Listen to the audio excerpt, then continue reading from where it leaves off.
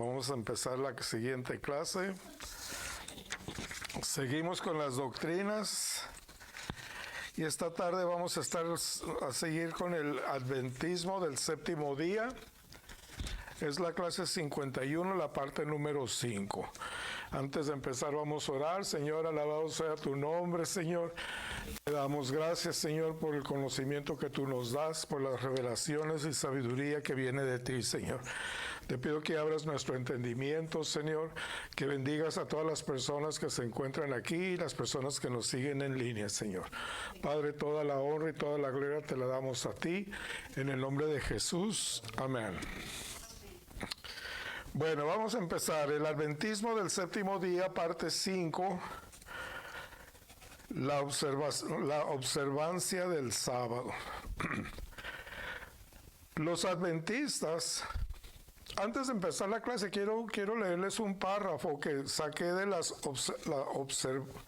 se llama Observancia del Sábado, y es un artículo de los adventistas. Y dice, el sábado representa nuestra relación con Dios. Es una señal de la acción de Dios en nuestro favor en el pasado, el presente y el futuro.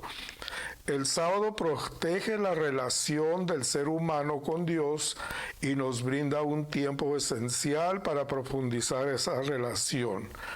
La observancia del sábado pone de manifiesto la relación entre Dios y la familia humana porque señala a Dios como creador. Todavía están entonces ellos con el legalismo, ¿verdad? Con lo que es la ley, de que no toman en cuenta o no están tomando, en lo que yo entendí, la obra de Jesucristo. Pasan por encima la obra de Jesucristo. Dice, los adventistas creen que el Papa y el emperador romano Constantino fueron los que cambiaron la observancia del sábado por la del domingo. Puesto que estaba profetizado que el anticristo habría de pensar en cambiar los tiempos y la ley, según Daniel 7:25, Elena White razonaba que el cambio al domingo en sustitución del sábado tenía que ser anticristo. Y el Daniel 7:25 dice, y hablará palabras contra el Altísimo y a los santos del Altísimo quebrantará, y pensará en cambiar los tiempos y la ley, y serán entregados en su mano hasta tiempo y tiempos y medio tiempo. Entonces ellos se basan de esta escritura para decir que el cambiar del sábado al domingo es un acto de anticristo.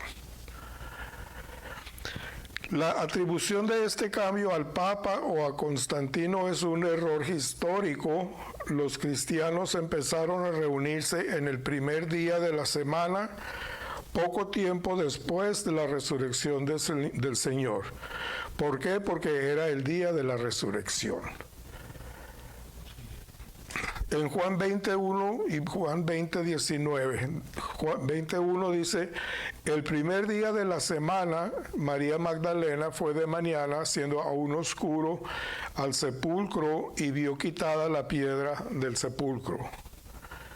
Y en Juan 20:19 dice, cuando llegó la noche de aquel mismo día, el primero de la semana, estando las puertas cerradas en el lugar donde los discípulos estaban reunidos por miedo de los judíos, vino Jesús y puesto en medio les dijo, paz a vosotros. Entonces estamos viendo pues que está hablando de la aparición de Cristo después de su resurrección, también de cuando María Magdalena bajó al sepulcro, que también Cristo ya no estaba ahí. Entonces Cristo, la resurrección de Cristo representa el primer día, que es el día domingo. Entonces no se le puede atribuir al hombre, a Constantino y al Papa, de que ellos son los que cambiaron el sábado al domingo, ¿verdad? Porque ya vemos que en la Biblia ya estaba hecho.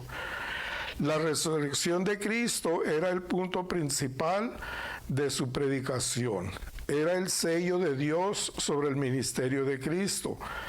Era el día en el cual Cristo se había revelado como Señor triunfante sobre la muerte y sobre todos sus enemigos.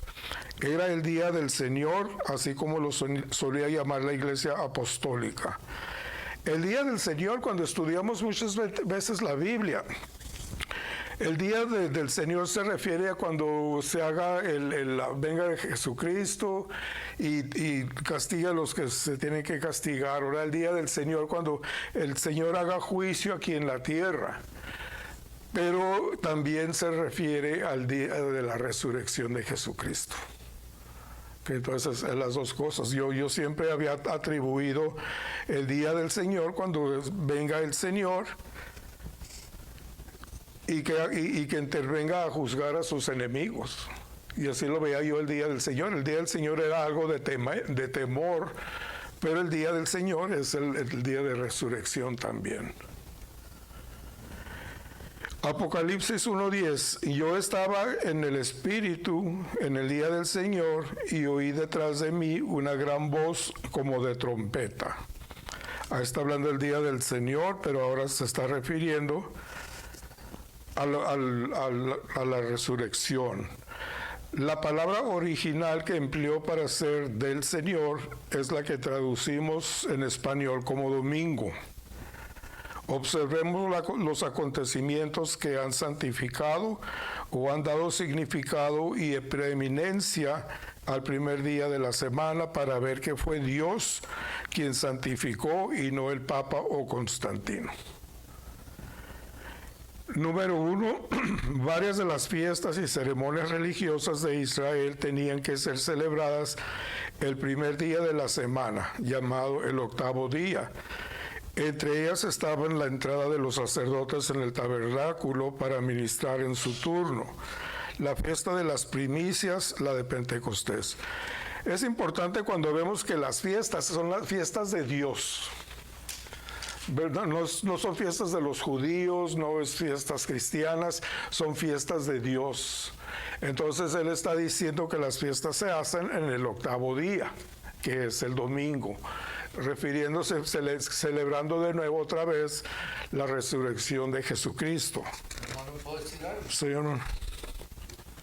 Cuando hablamos de esta celebración de la fiesta de las primicias, son las fiestas del octavo día. Se les llama el Shavuot, las fiestas de las primicias, porque los judíos tampoco no les gusta mucho mencionar el octavo día porque es una confusión para ellos. También no la comprenden, no les ha sido revelada como a nosotros, que sabemos que el octavo día se refiere al día después del Shabbat, del sábado, ¿no? En realidad es el primer día, por eso se llama fiesta de las primicias. Y la Biblia habla de Jesucristo como las primicias. Habla de Jesucristo como el primogénito. Habla de Jesucristo como el primero y el último. Muchas cosas, muchas veces en la Biblia se menciona a Jesús como el primero. El primer día bendice los demás. Las primicias, que son una ofrenda que también se da, bendice tu demás tiempo de finanzas. Muchas cosas hablan acerca del primer día, del primero. Cuando yo vi esta situación del octavo día y la fiesta que se celebra, pues es hermoso, ¿no? Es hermoso. Ellos, sin quererlo, estaban celebrando a Jesucristo. Pero como la ley es la sombra de lo que había de venir, junto con la ley ceremonial, la ley moral y todas las leyes que los judíos tienen, es la sombra de lo que había de venir. Ellos todavía siguen viendo la sombra. Nosotros ya vemos la esencia. Nosotros ya vemos la verdad, ¿no? ¿Por qué seguir hablándole a la sombra cuando la realidad está presente? Pues entonces, este hecho de la celebración del octavo día nos lleva a otra celebración bien bonita. 7 semanas después, 50 días después de la celebración de la fiesta de las primicias, viene el día de Pentecostés, porque las primicias termina en lo que nosotros llamamos el día de la resurrección, que no coincide con la Pascua judía, ¿eh? La Pascua judía es 3 días antes de la resurrección. Entonces, si examinamos todo esto, podemos ver qué tan importante es el octavo día, el primer día, la celebración en el primer día. Pero pues se te tiene que revelar, ¿no? Pues si no, no lo vas a entender y vas a seguir pensando que es que ellos celebran esto cuando ahí dice la ley que es el primer día. No, no, Jesucristo es el fin de la ley, dice Pablo en Romanos. Así de que ahí es donde debemos de ver cómo la ley terminó en la cruz. Y la gracia comenzó cuando Cristo fue levantado entre los muertos. Ahí vivimos nosotros. Bueno, en Levíticos 23:11 y de 23:15 al 16.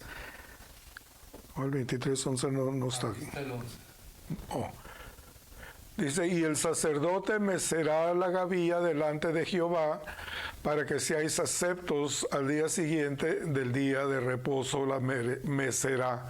El día de reposo, acuérdense en que se refiere a cuando Dios descansó durante la creación, ¿verdad? Y fue sábado cuando Él descansó.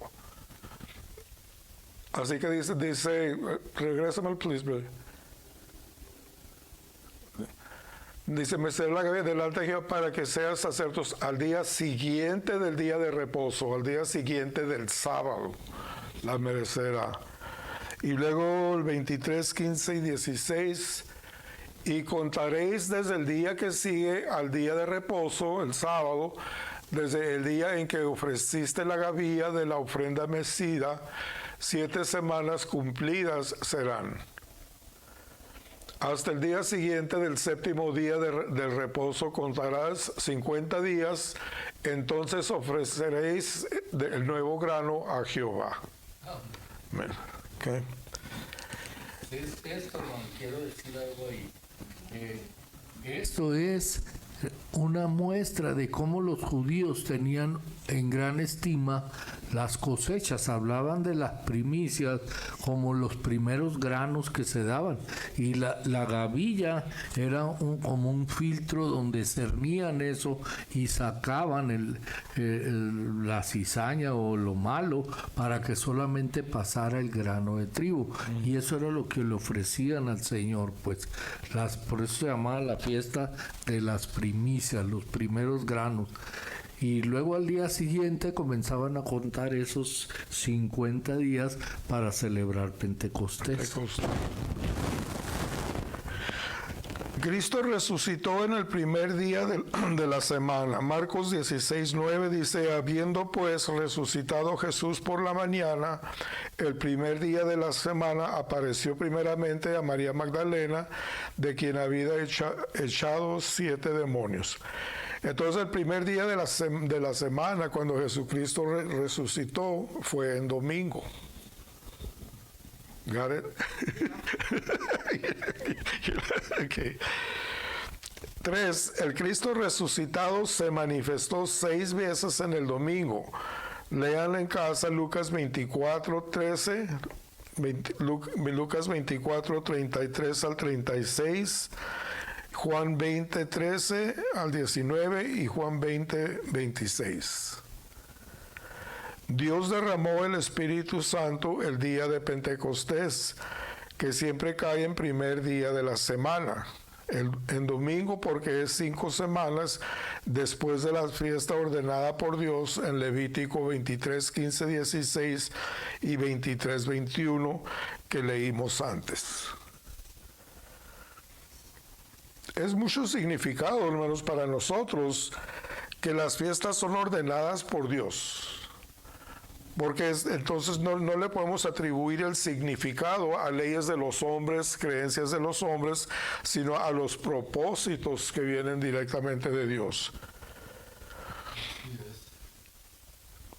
En Hechos 2, 1 al 4, cuando llegó el día de Pentecostés, estaban todos unánimes juntos.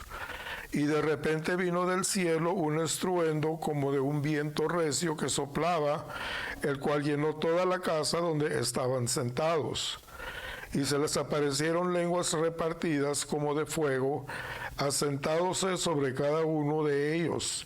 Y fueron todos llenos del Espíritu Santo y comenzaron a hablar en otras lenguas, según el Espíritu les daba que hablasen. Cristo se reveló a Juan en la isla de Patmos en ese día. En Apocalipsis 1:10 dice: yo estaba en el Espíritu en el día del Señor y oí detrás de mí una gran voz como de trompeta.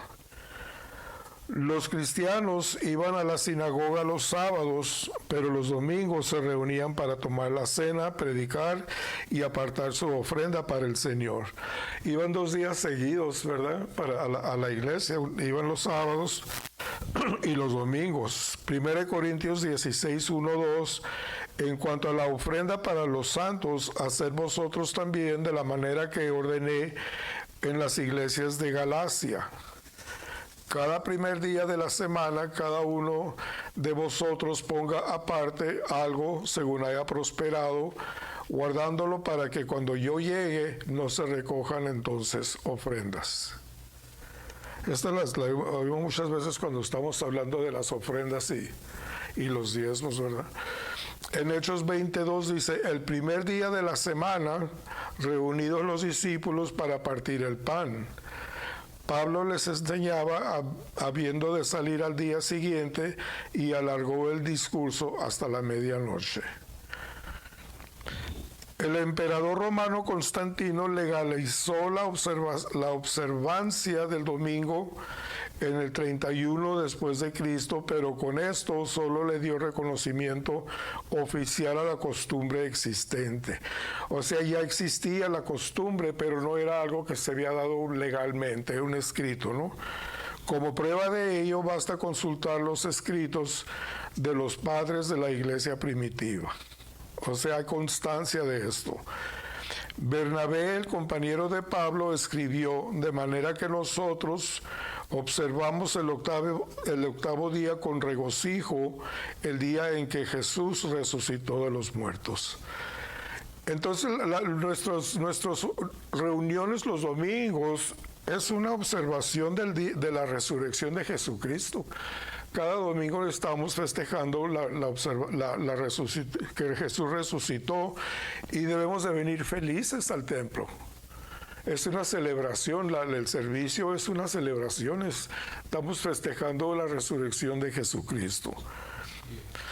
Justino Mártir, que fue un filósofo, escribió en el año 145 DC: el domingo es el día en que todos tenemos nuestra reunión común, porque es el primero de la semana y Jesucristo nuestro Salvador en este mismo día resucitó de la muerte.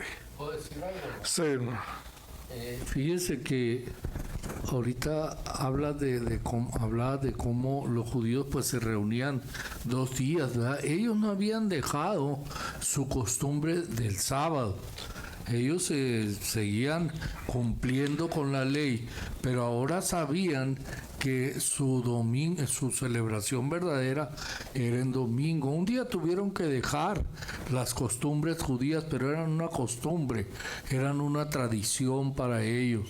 Pero un día el Señor les mostró que era el domingo, el día más importante que ellos debían de seguir, y entonces comenzaron a tomar solamente el domingo como su día de reunión especial. Porque quiero que sepan que ellos buscaban reunirse todos los días.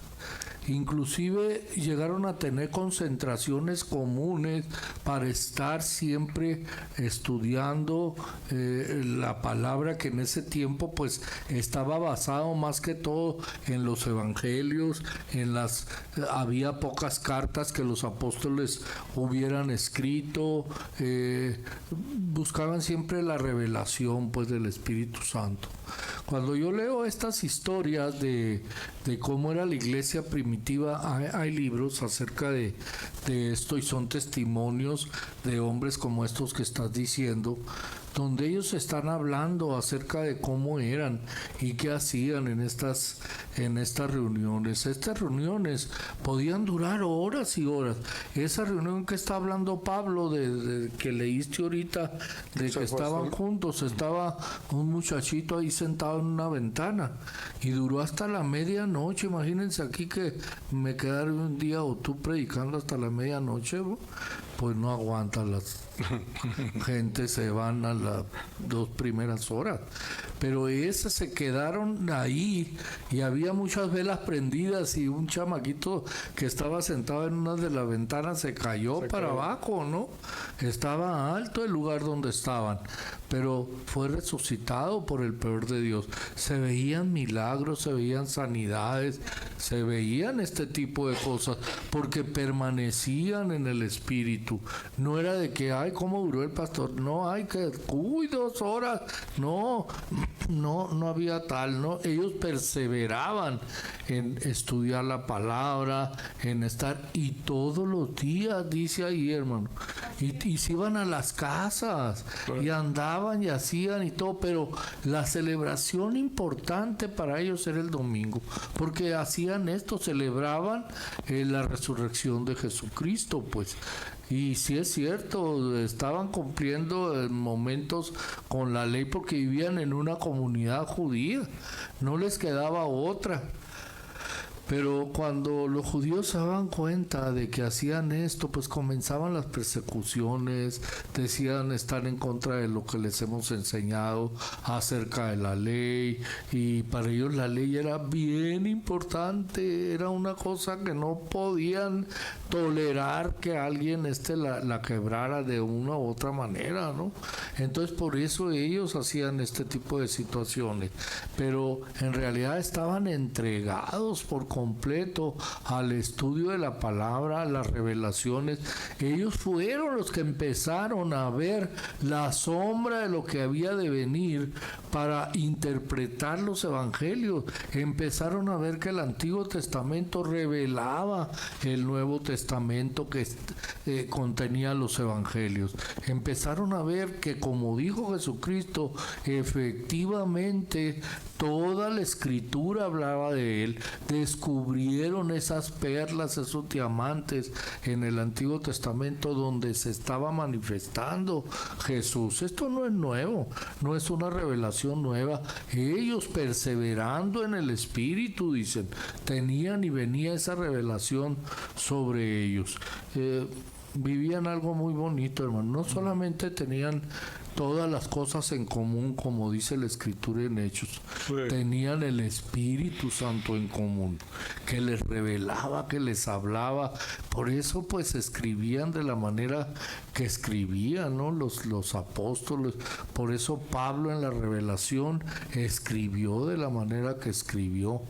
De veras otro gallo nos cantara si estuviéramos metidos en la Escritura y recibiendo esta revelación, pero pues a veces nos canta el gallo que le cantó a Pedro, ¿no?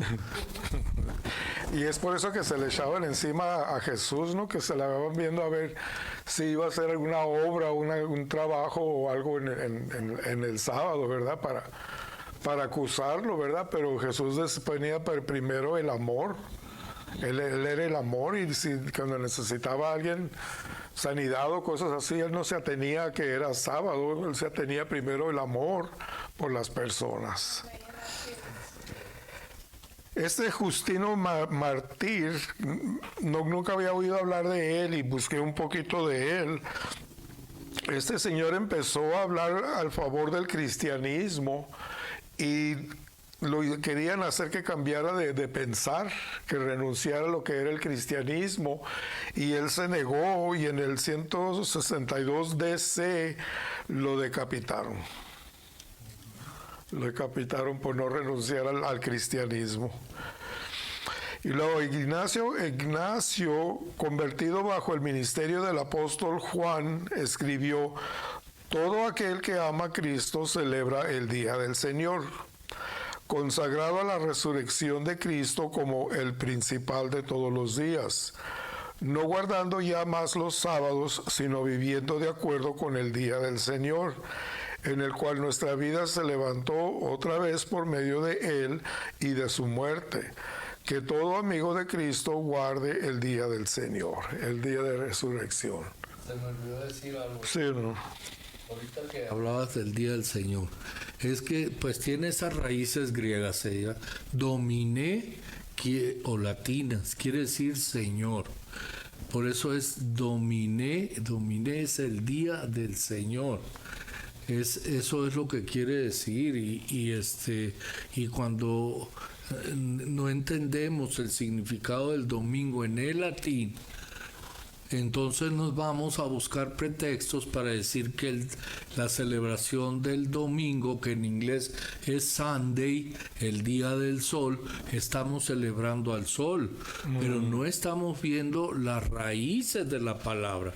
Las raíces son griegas, son raíces latinas, pues raíces que nos hablan de qué significa cada día. Si nos pusiéramos a ver el significado de todos los días, pues todos los días les pusieron, si es cierto, días de planetas, ¿no? Lunes por la luna, martes por Marte y etcétera. En diferentes idiomas significan diferentes cosas, pero en el idioma en que estaban escritos originalmente los días del Señor eran precisamente esos. Dominé el día del Señor. Ahora, Shabbat, que nosotros lo traducimos por sábado en hebreo, pues solamente quiere decir día de reposo. Y días de reposo no nada más caían en un día antes que el sábado. Hay días de reposo cuando comienza el Shavuot, hay días de reposo en Yom Kippur, hay días y no son sábados, caen en días diferentes. Entonces, ¿por qué los adventistas dicen que Shabbat quiere decir sábado exclusivamente? No, quiere decir día de reposo. De reposo. Eso es lo que quiere decir. Y hay que irnos al significado para entender bien esto, ¿verdad? Porque si hay gente, hermano, que se confunde y dice, sí, ahí dice que la ley manda esto. Bueno, pero no viva bajo la ley, pues.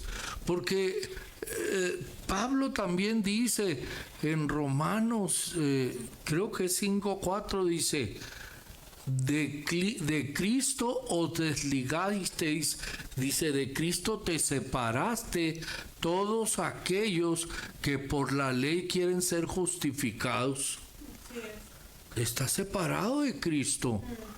Si quieres seguir la ley, pues es tu problema, pero estás desligado de Cristo si eso es lo que quieres hacer. Y pues la verdad, eso es bien grave, ¿no? Bien grave, y eso es algo que ellos no ven. Nosotros no estamos bajo la ley ni del sábado ni de nada. El Señor Jesucristo dijo, yo soy el Señor del sábado, dijo. Amén. Bueno, Dionisio de Corinto escribió en el 170 DC, hoy observamos el día santo del Señor en que leemos su carta. Cada uno de estos ejemplos están hablando del día del Señor, ¿verdad? Que es domingo. Y luego Victoriano en el 300 DC escribió, en el día del Señor acudimos a tomar nuestro pan con acción de gracias, para que no se crea que observamos el sábado con los judíos, lo cual Cristo mismo, el Señor del sábado, abolió en su cuerpo. Amén. Los adventistas dicen que sabatón en Colosenses 2:16 no se refiere a los sábados semanales, sino a otras fiestas religiosas. De modo que la obligación de guardar el sábado no ha sido abolida. En Colosenses 2:16 dice, por tanto, nadie os juzgue en comida o en bebida, o en cuanto a días de fiesta, luna nueva o días de reposo. La palabra sabatón, que significa día de reposo, se halla 60 veces en el Nuevo Testamento. En todas menos una, los adventistas están de acuerdo en que la palabra se refiere al sábado de cada semana, porque ha de tener otro significado la misma palabra en Colosenses 2:16. ¿Verdad? No la podemos estar acomodando, ¿verdad? ¿Cómo es posible creer que el nuevo pacto deshace la responsabilidad de observar las fiestas anuales, los ritos de purificación y los sacrificios, y exceptúa al sábado cuando este era el sello mismo del pacto anterior? La doctrina de los adventistas de guardar el sábado es crucial para ellos. Por eso seguiremos tratando en nuestra próxima clase y espero que ores por estas personas y el Señor te pongas alguna de ellos y puedas explicarles la supremacia de la gracia sobre cualquier ley. Fue muy corta la clase, pero es que está muy fácil de explicar por todo tanto ejemplo que dio, ¿verdad? ¿Alguien tiene preguntas o comentarios? Un comentario, ¿no? Sí. Yo he conocido varios adventistas y todos ellos muy lindas personas, pero hablando de todo esto, de todas maneras, aunque sean tan lindos y aunque queramos nosotros como justificar que son muy lindos, pero eso no salva tampoco. Eso no salva. O sea, pueden ser lindas personas, pero nosotros vivimos y nos salvamos por la fe en Jesucristo y en su obra redentora completa en la cruz. Entonces, sí es importante hablarles de estas cosas de la ley que los destituyen de la gracia, ¿verdad? Porque yo no entendía, decía yo, bueno, pues si ellos creen en Jesús como su Salvador, ¿por qué tan mal que están? Pero pues al no creer en la obra completa, pues hay un problema ahí grave, porque ya no nada más es que si el sábado se congregan, sino como hacerte a un lado de la gracia. Eso sí es importante, porque es como es que somos salvos por gracia. Sí, y normalmente cuando vienen a tu casa, no necesariamente adventistas, pero de otras religiones que han venido a tocar a tu puerta, son personas muy amables. Y es muy difícil, ¿verdad?, querer corregirlos, pero los tienes que corregir. Y en mi caso, cuando han ido a mi casa y yo les empiezo a hablar cosas de la Biblia, inmediatamente se dan cuenta de que yo leo la Biblia, ¿verdad? Y pues normalmente ya no regresan. Pero sí han venido con niños jóvenes, con niños de 10, 15 años, y el niño te empieza a hablar y pues no quieres ni interrumpir al niño, ¿verdad? Pues me da tristeza por el niño, aunque admiro el valor de los niños de andar, siempre traen un adulto, pero admiro el valor de los niños de hacer eso, pero más tristeza te da pues de que están equivocados en algunas cosas. ¿Puedo decir algo? ¿Seguro? Y es bueno que a mí lo que me ha gustado tanto de este estudio es que de verdad a veces no sabemos cómo hablarles a ciertas personas, a ciertos grupos de personas, como estos, los adventistas. Pero yo creo que si les hablamos de esta gracia va a ser suficiente, y sobre todo, bueno, que el Espíritu nos ayude, porque pues sabemos que es difícil hablarle a alguien en un fundamento diferente, ¿verdad? A veces es más fácil hablarle al ateo que al religioso.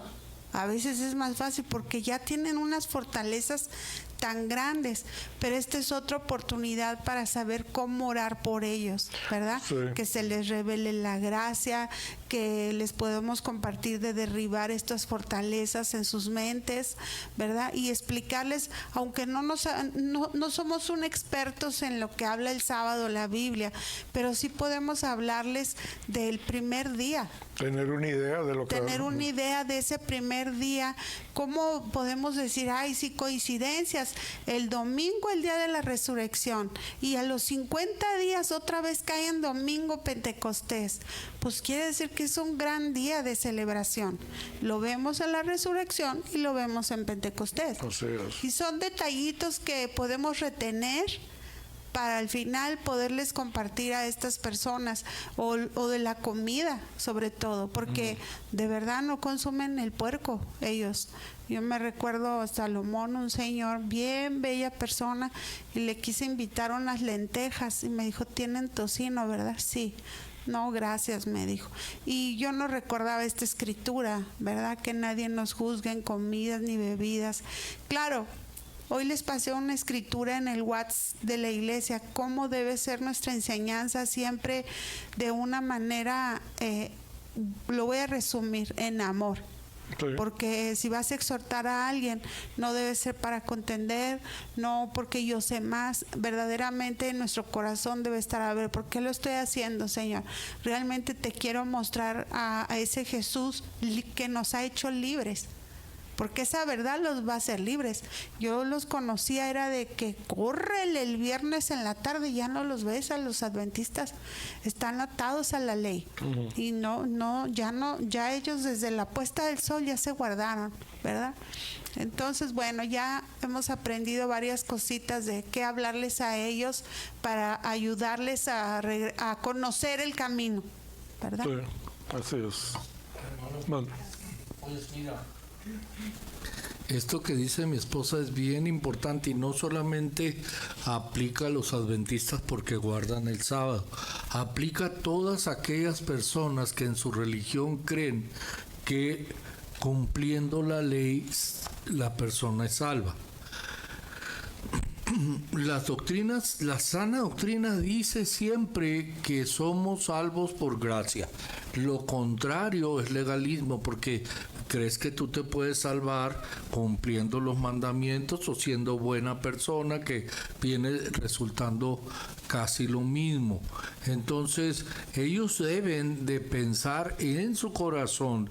Nosotros lo tenemos que decir, pero ellos deben de pensar en su corazón a quién se están ateniendo para su salvación, a ellos mismos como buenos cumplidores de la ley, o a Jesucristo que murió por ellos, porque como cumplidores no somos nada bueno. Esta escritura que les hablaba ahorita, Pablo se los decía a los Gálatas, no a los romanos. En Gálatas 5:4 dice: de Cristo os desligasteis los que por la ley os justificáis, de la gracia habéis caído.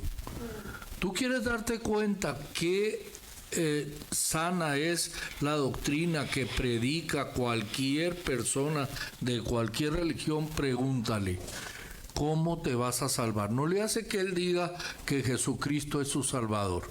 La pregunta correcta es: ¿cómo vas a hacer para ir al cielo? Bueno, pues siendo buena persona, guardando los mandamientos, guardando el sábado, haciendo... Falso. Mala respuesta, equivocado. Te vas a salvar porque cuando crees en la obra de Jesucristo en la cruz, Él pone gracia de perdón sobre tu vida. Es todo. Es la única manera. No hay otro camino, no hay otra manera. Cuando Jesús explicaba allá que Él era la puerta, Él decía: yo soy la puerta por donde entran las ovejas. Si alguien quiere venir por otra puerta, por otro lugar, es ladrón y salteador, decía. No hay otra manera. ¿Tú te quieres dar cuenta? Diles, y ahí te va a dar pie a que tú les hables de la gracia. Compartir la sana doctrina implica solamente que tú conozcas y tengas revelación de lo que es la gracia.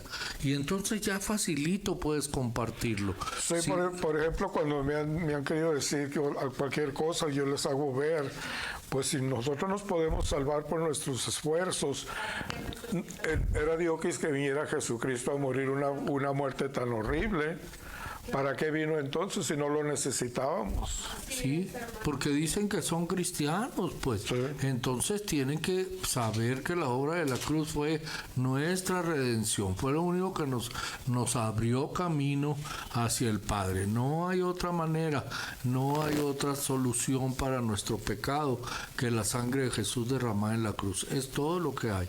Y ahí podemos entrar y decirles y leerles estos versículos que seguramente donde ellos están no se los han dicho, o si lo leen se deben de quedar pensando, y como muchos se lo saltan porque no tienen revelación.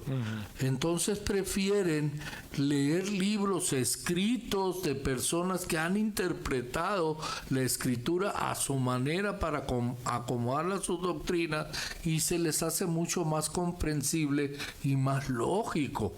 Pero acuérdense siempre, mis hermanos, que la escritura no es entendida por lógica. Hay cosas que no tienen lógica para nuestro cerebro, Sí, pero son enseñadas por medio del Espíritu Santo por revelación. El otro día platicábamos, mi esposa y yo le decía que había una escritura en la Biblia que dice que nosotros ya no vamos a necesitar de un maestro que nos enseñe. Y yo le decía al Señor, entonces ¿para qué hay maestros? Porque cuando tú recibes al maestro real, que es el Espíritu Santo, tú necesitas revelación solamente. No es que tenga los mejores maestros. Si no tienes revelación, no vas a entender de todas maneras. Y ellos tienen buenos maestros, los adventistas, los testigos de Jehová, los ancianos de esta, de la otra, tienen buenos maestros, hermano, pero les enseñan con lógica, sin revelación, y medias verdades y muchas mentiras. Así es de que pues los llevan, es un ciego guiando a otro ciego, imagínate. sí, es verdad. ¿Alguien más? Vamos a orar. Señor, te damos gracias, Señor, esta tarde, Señor, por permitirnos reunirnos en tu nombre, Señor. Señor, oramos, Señor, por todas las personas, Señor, de cualquier religión, Señor, que no han tenido revelación de tu palabra, Señor, y que nos uses, Señor, para tu gloria, Señor, y tú nos des sabiduría, Señor, en cómo compartir con estas personas en amor, Señor, y que no se sientan juzgados por nosotros, Señor. Señor, te pedimos que traigas a estas personas a nuestros caminos, Señor, y que podamos ser usados por ti, Señor, y para tu gloria, Señor. Te damos gracias, Padre, en el nombre de Jesús. Amén. Oye, yo tengo otra pregunta, pero no puedo ya no. Sí. Bueno, nada más una cosita más y ya. Ahorita se me vino a mi mente esa escritura donde dice los débiles en la fe, ¿verdad? Porque dice que si tú, o sea, que tú no seas piedra de tropiezo por aquel que Jesús murió. Entonces quiero pensar que Dios habla quizás de estas personas que sí creen en Jesús, pero creen que Jesús murió por ellos en la cruz, pero su fe está débil por una enseñanza mal. Porque si no, ¿a qué otras personas se referiría a Dios? Porque inclusive habla de la comida, que si eso le es piedra de tropiezo a aquel que es débil en la fe. O no sé, bueno, es una observación, una pregunta. La manera en que yo he visto esta escritura es que, por ejemplo, si una persona no come puerco, como dijiste de este señor, entonces nosotros no los debemos de llevar a comer puerco. No querer hacerlos a nuestra manera de ver las cosas, ¿verdad? Débiles de la fe porque no tienen la revelación todavía, ¿verdad? Pero no ser piedra de tropiezo, no causar que ellos falten a su propia creencia hasta que ellos tengan esa revelación. Ni le tiren los santos a los católicos, porque Eso sí, también. tienen que tirar ellos. Sí. Gracias, hermano. De nada. Amén.